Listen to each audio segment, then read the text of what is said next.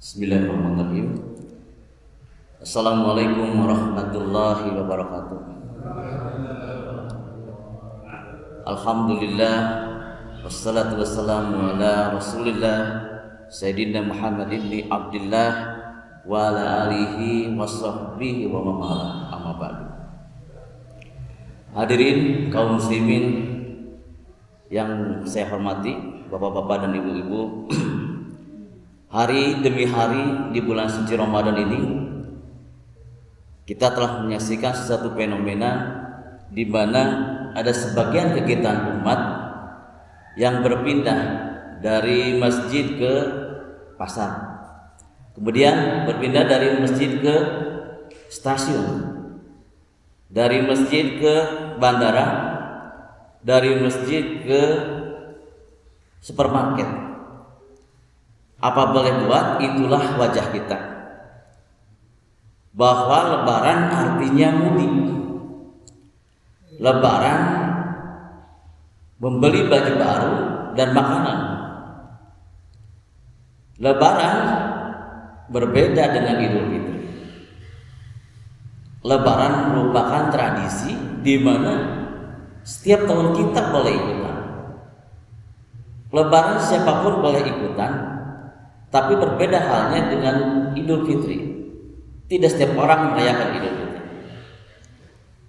Saya akan kutip ada bagian pendek dari surat Al-Baqarah ayat 185. Walitukmilul iddata walitukabbirullaha ala ma hadakum wa la'allakum tashkurun. Ada 4 hal cuplikan dalam bagian ayat pendek surat Al-Baqarah ini. Yang pertama, walitukmilul iddata, hendaknya kamu sempurnakan hari bilangan puasamu. Berpuasa 1 bulan penuh, ada yang jatuh 29, ada yang jatuh 30 hari. Bagaimana dengan mereka yang berbeda pendapat? Ada lebaran yang jatuh tanggal 2 Mei, ada lebaran yang jatuh pada tanggal 3 Mei. Hadirin yang saya hormati, bagi mereka yang mempunyai kemampuan untuk beristihad, untuk melakukan ruhyatul hilal, silahkan. Tapi bagi mereka yang tidak, lebih baik, lebih amal ikut pesan Nabi. Apa pesan Nabi? Fa iza talaqtum fa'alaikum bisabadil a'zam dan haqqu ahlihi. Bagi mereka yang berbeda pendapat, ikuti golongan yang terbanyak, benar dan ahlinya. Golongan terbanyak, benar dan ahlinya. Kalau golongan tersebut banyak tapi bukan benar dan ahlinya, kita jangan ikuti. Contoh kasus berbeda pendapatnya 100 orang kiai dengan 10 orang insinyur mengenai konstruksi jembatan. Mana yang kita ikuti?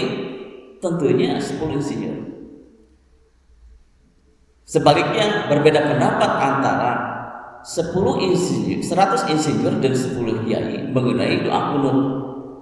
Mana yang kita ikuti? Ya tentunya 10 kiai, benar dan ahlinya. Jadi lebih aman atau lebih baik kita punya departemen agama. Departemen agama berkumpul para ahli dari Nahdlatul Ulama, dari NU, dari MUI, dari Muhammadiyah untuk melakukan ruhyatul hilal. Jadi lebih aman kita dengarkan saja departemen agama dan melakukan ruhyatul hilal yang jatuh pada Salah 1443 Hijriah ini.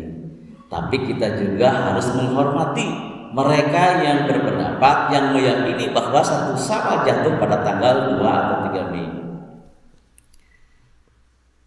Hadirin kaum muslimin yang saya hormati, walitukmilul iddata, sempurnakan bilangan puasamu. Sempurnakan di sini mempunyai 2 makna. Yang pertama adalah sempurnakan 1 bulan penuh.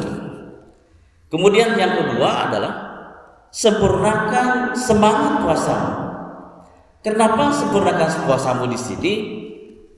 Walau Ramadan telah berakhir, maka puasa jangan berhenti. Kenapa? Karena tangan kita masih tetap berkuasa dari mengambil yang bukan haknya. Lidah kita masih tetap berkuasa dari menggunjing dan memfitnah orang lain. Kaki kita masih tetap berkuasa walaupun Ramadan telah berakhir. Kaki kita masih berkuasa dari melangkah ke tempat yang bukan aja, ke tempat yang salah. Perut kita masih berkuasa dari makan dan minuman yang haram. Sempurnakan semangat puasamu. Sikap disiplin, sikap saling menghargai, selalu merasakan kehadiran Allah di sisi kita. Kita harus beriman dan kita jangan sekulet dalam perbuatan. Kalau semangat Ramadan ini kita terapkan dalam kehidupan kita sehari, insya Allah kita akan lebih baik lagi. Walitukbilul iddata, sempurnakan jumlah bilangan puasamu. Kalau bilangan puasamu telah selesai, maka kita ikuti ayat kedua, tuntutan yang kedua dari surat Al-Quran, dari Al-Quran ini, walitukabirullah. Hendaknya kamu agungkan nama Allah atau takbiran.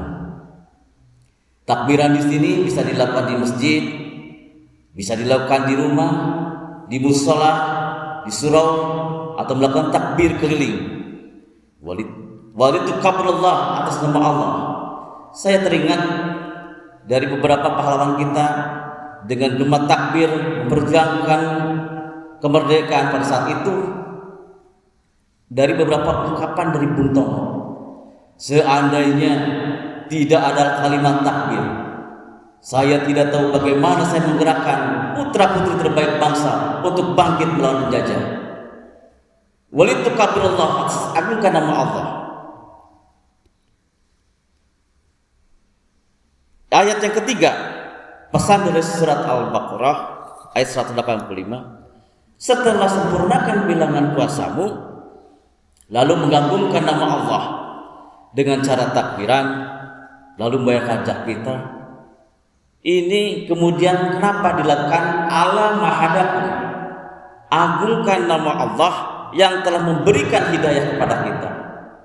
Hidayah merupakan hak prerogatif Allah, diberikan kepada siapa saja yang Allah kehendaki. Tidak semua orang diberikan hidayah. Contoh sejarah Nabi dulu, ada anak Nabi tidak mendapatkan hidayah, tidak mendengar salah dari ayahnya, namanya Kan'an, putra Nabi Nuh. Ada istri Nabi tidak mendengarkan apa yang telah disalahkan Nabi kepadanya, istri Nabi Lut. Ada paman Nabi Abu Jahal dan Abu Lahab telah mendengar Nabi mendapatkan wahyu, mendengar kata Nabi, tapi hidayah tidak datang kepadanya. Alhamdulillah wa syukurillah, kita saudara dekat saja bukan, tapi kita mendapatkan hidayah dari Allah. Maka dari itu tolong jaga hidayah ini. Yahdi ma yasha, hidayah diberikan kepada Allah siapa saja yang Allah kehendaki. Ditutup ayat ini dengan wala'allakum tashkurun. Atas hidayah telah diberikan Allah kepada kita dalam melaksanakan ibadah Ramadan. Kita telah bisa melakukan takbiran, lalu kita dengan ungkapan tasyakur.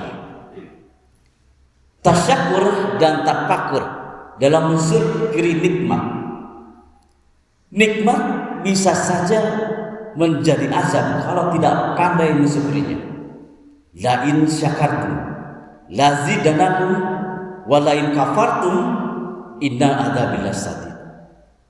Kalau kamu bersyukur, aku tambah nikmat, tapi kalau kamu ingkar, tidak pandai bersyukur, awas, azabku sangat pedih. Maka ungkapan itu bisa berarti bahwa orang kaya bisa masuk surga karena hartanya, dan orang kaya bisa masuk neraka juga karena hartanya. Tergantung syukur apa tidak syukur. Pejabat bisa masuk surga karena jabatannya, dan pejabat juga bisa masuk neraka karena jabatannya. Tergantung syukur apa dan tidak syukur. Orang alim, kiai, ustadz bisa masuk surga karena ilmunya. Juga orang alim bisa masuk neraka juga karena ilmunya. tergantung syukur apa tidak syukur. Dengan mensyukuri, maka makna Idul Fitri ini akan kembali kepada fitrah kita sebagai manusia yang suci setelah melewati bulan Ramadan. Hadirin kaum muslimin yang kami hormati, makhluk yang fitrah, pertama dalam fitrah ini kita sebagai makhluk yang bertuhan. Kemudian makhluk yang fitrah yang kedua adalah kita itu sebagai makhluk sosial, bahwa kita tidak mungkin hidup sendiri. Kita sangat tergantungan sama orang lain. Manusia sebagai makhluk sosial, maka nuansa Ramadan adalah nuansa silaturahmi. Nuansa Idul Fitri adalah nuansa sesama, nuansa silaturahmi antar sesama muslim. Inilah nuansa mengembalikan semangat, saling menghargai, saling memaafkan, dan saling mencintai keutuhan sama muslim.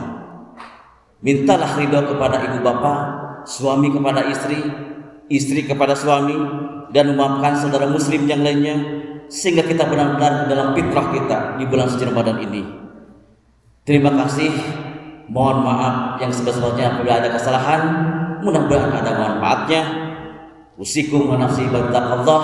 Assalamualaikum warahmatullahi wabarakatuh.